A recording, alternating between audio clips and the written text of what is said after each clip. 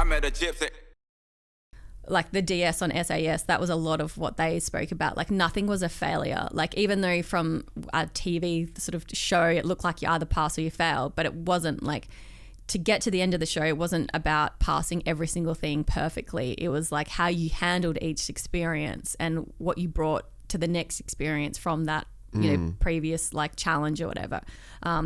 It wasn't a sense of like, oh, okay, in order to get to the end of the show, you have to pass with, you know, 100% in every single challenge, and then you'll get to the end and then you'll be a winner. Like it wasn't, that's not how the show sort of built. And that was a lot that we focused on in that situation, was like, okay, well, I've totally fucked that up, but, you know, what did I learn in that experience that I'm now going to take to the next challenge? How was that whole experience? So how did it come about?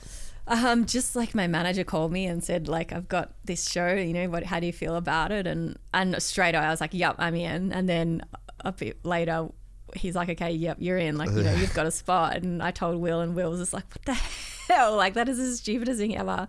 But yeah, I mean, for me, it was one of the best things I've ever done in my life. Really? Like, and I have absolutely zero regrets on going on the show, and it was the hardest thing I've ever done, and so probably ever will. Triathlon? Yeah, like 100 times harder, because it's like you're doing these challenges which are so far out of your comfort zone. You know, like I don't see why you would do them ever in life. Like you're never going to be doing half of the shit we did. Yeah. But it's all the other things, like you basically would sleep 3 or 4 hours a night. You were eating like very, very minimal food.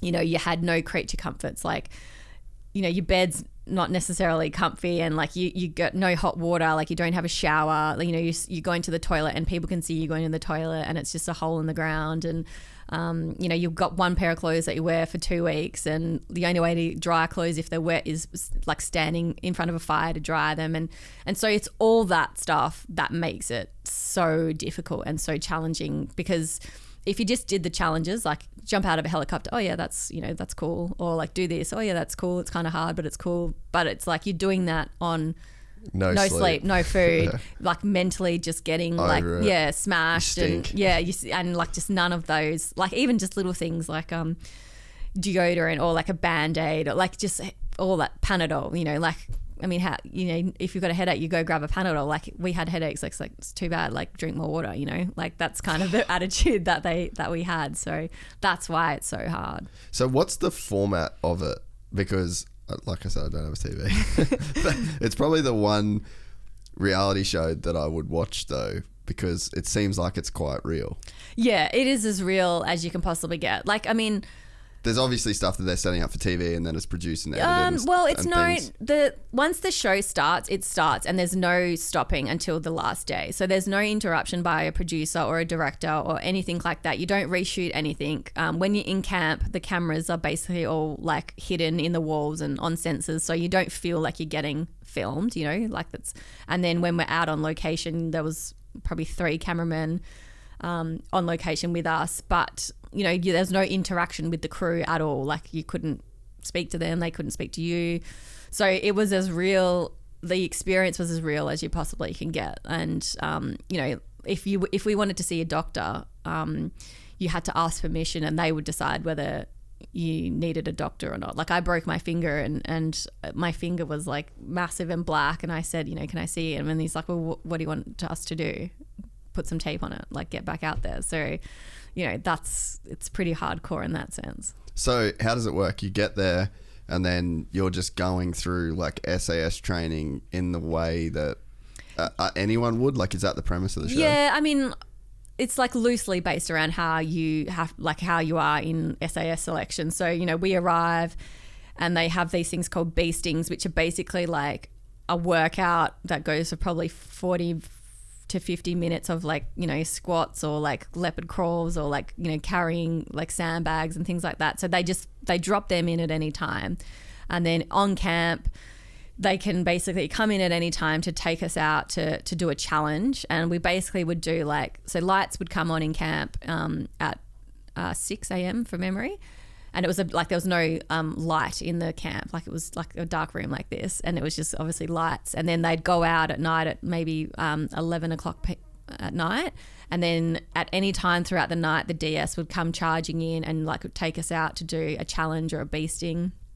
But basically a day would be lights come on, you get dressed, have breakfast, and then you'd go out on a challenge, and that would take a couple of hours. Then you come back, have a little bit of lunch, then another challenge, come back, have dinner, and then either go to bed or be like up throughout the night doing various different things. So, but you never knew what was coming, and you had no idea of the schedule. Like, so your brain is constantly thinking any minute now. Anxiety mode, yeah. Any minute now they're going to charge through the door. Or any minute now we're going to have to do a challenge, or sitting in a car and they black out the windows in the car so you never knew where you were going. And we could be sitting in the car for 5 minutes or 4 hours, and you never know. And so if you're sitting in the car for 4 hours, like the whole time you're like, are we stopping yet? Are we stopping yet? Are you, like, do you reckon it's now? Or do you reckon we're close? And, you know, that mental like anxiety is just like burning energy the whole time. Then that's basically 14 days of just feeling like any minute now someone's going to fuck us up. That's so gnarly.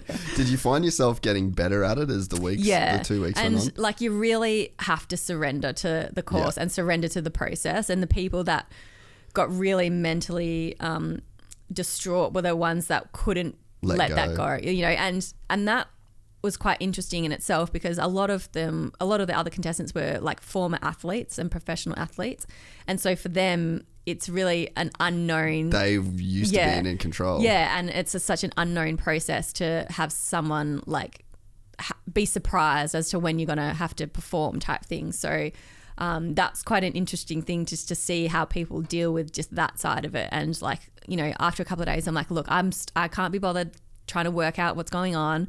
You just got to let yourself go, and what will be, and you're either going to get through it or you're not going to get through it, and that's just how it is, you know. And the people that could get to that headspace quicker were the people that did better in the end. So you could see that. You could see 100%. The changes. Yeah, definitely. Yeah, and some people even right to the last couple of days still couldn't let that go. Which is just like so draining, like mentally draining, and draining for everyone, because the conversations in camp would be like, what do you think's going to happen next? Or like, okay, do you think we haven't done this yet? So that surely it has to be that. And then it's just like, stop talking, just stop, stop trying to work out what's going to happen, you know, just let it happen. Did you surprise yourself through it? Oh yeah, massively. Yeah. Like, I mean, I went in thinking if I could get like the first week done, I would be really happy with that. And that's kind of the only place I didn't really think anything further than that. I just was like, okay, let's just get through week 1, and then you'll be proud and you'll be happy, and you've sort of ticked that box. And then, you know, day after day it was like, okay, I'm still here. I still sort of feel like I'm okay, and I'm still getting through okay. Like I'm sort of sitting okay within the rest of the group. And then I got to a point where I'm like, well, you can't quit now. Like, you know, at first you're kind of like, oh my God, we've got so long to go. And then you kind of get over that hump, and then you're like, well, nah, you can't quit. Like, didn't come this far. Yeah, like exactly. So, and then that becomes your thing that you're hanging on to, is like, well, you've got this far, like you can't quit now. And yeah, like every day I expected to be, because you can either voluntary withdraw, which is you leaving, or the staff can get rid of you because they feel like you're not keeping up or whatever. So I mean, every day I was just like, well, they haven't got rid of me yet, you know. And in my head I got to a point where I was like, well, I'm not quitting, like there's just no way I'm quitting, like they'll have to get rid of me. And I suppose that's what carried me through.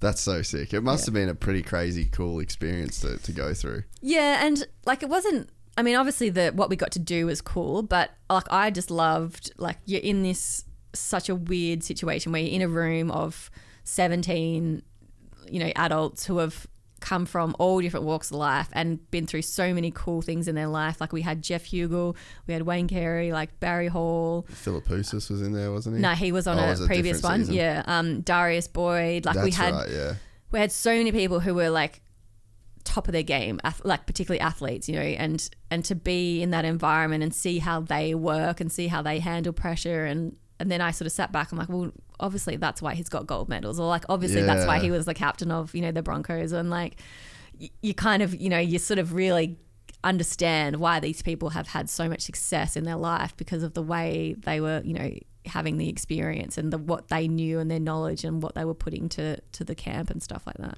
Yeah, it's so cool. So it was literally a room that you stayed in, like a big like a I don't know what the building was. I'm assuming it was like a rundown I don't know, warehouse or something in the middle of like a Wollongong way.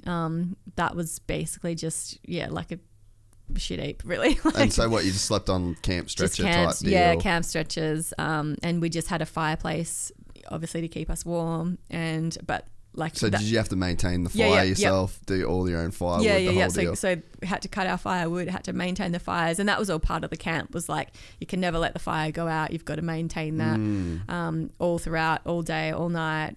You know, like even like throughout in the middle of the night, you'd have to, like, someone, like, you open your eye and you'd be like, oh, the fires have gone out. Like, get up in the middle of the night and start, doing a fire. And so it's pretty like rugged and raw. So what did you do to prepare for it? You're already doing the triathlon stuff, so physically you probably felt I had right. that kind of like cardio fitness, which I knew I'd be okay with, but it was a more... You're not really making fires daily though. No. But I got a strongman coach up in Brisbane, and he basically, like, I had two sessions a week with him for probably 5 weeks. And is that how much notice you had that you were doing it? I think I had 6 weeks, I reckon I had notice. And he basically was like, you just need to lift shit, like just lift heavy, awkward, weird stuff. And basically that's what we did for an hour twice a week, was just lifting, like, and I got up to like 60, 70 kilo sandbags and holding like stuff out in front of you like that, and like farmers carries and like flipping tires and just stuff that, I mean, I wouldn't normally do that in training, but it's like stuff that I knew that we need fairly functional. Yeah, need to get. And then running with a pack. So basically from the minute I got told I was going to be in the show, I got an army pack and built up to it. I didn't go straight to the 20 kilos, but like built up, and then would just go walking and running through like the forest and around the house, like every day. For 6 weeks, I wore a weight vest around the house. That's sick. Just to like get used to like having that pack on you, and because that's really the thing that you do. All you ever do is run with your pack, and it's 20 kilos. So that in the show you have to do that as well. Yeah, so I knew that you just needed to get comfortable with having that extra weight on and that awkwardness when you're running, and so I tried to think about things that we may do. Grip strength was another thing, like, so just hanging off like a bar for as long as I could, like monkey bars. Like I literally would go to the park and there'd be kids playing, and I'm like, can I just use the monkey bars for a second? So that was the kind of stuff that I practiced. But in terms of all that other stuff, like lighting fires and learning bits and pieces like that, we kind of just all worked it out in camp, and the people who were the best at it kind of did it, if you know what I mean. So yeah. Could you see leadership emerging and people that had the good leadership? Was it, I'm sure psychologically it was very interesting to see how people's minds worked in that situation. Yeah, definitely. And lots of, like, the first couple of days is obviously a real... feeling out process. Feeling out process. And plus, like, the people with the really strong personalities or the really confident personalities were the ones that, are sort of the alpha personality types. And I went in like not like that at all. Like, I was very intimidated. I was like, no one's going to even know who I am, and so I'm certainly not going to like upset the apple cart at all in the first couple of days. But yeah, it was like straight away you had these particular types of people who sort of went to the front and led through voice as well as through like what they did. But were they the people that were consistently the leaders, or were those people the ones that first to kind of go? I think, there was a bit of both. And then as the sort of days go on, you sort of work out like Darius, for example, like certainly not a vocal leader, like, but leader in his presence and in what he did in the camp. And like, even if there was a tense situation, like, he was a very quiet voice, but it was a voice that was like you'd listen to, if that makes sense. And so he was very much a different kind of person, like from a leader point of view, because he was much quieter and probably less obvious, but what he said was like you'd listen to it type thing. So yeah, it was interesting to see how the different personalities like evolve as the days go on, and then the more tired you get, the more hungry you get, the more annoyed you get, the more upset you get. Like, then again, like, it's personalities, like who can handle that kind of pressure, and who just like it just blows up. If you enjoyed this content, please like and subscribe. And to listen to the full 3-hour podcast, search Gypsy Tales in your favorite podcast platform or click the link in the description below. Gypsy Gang.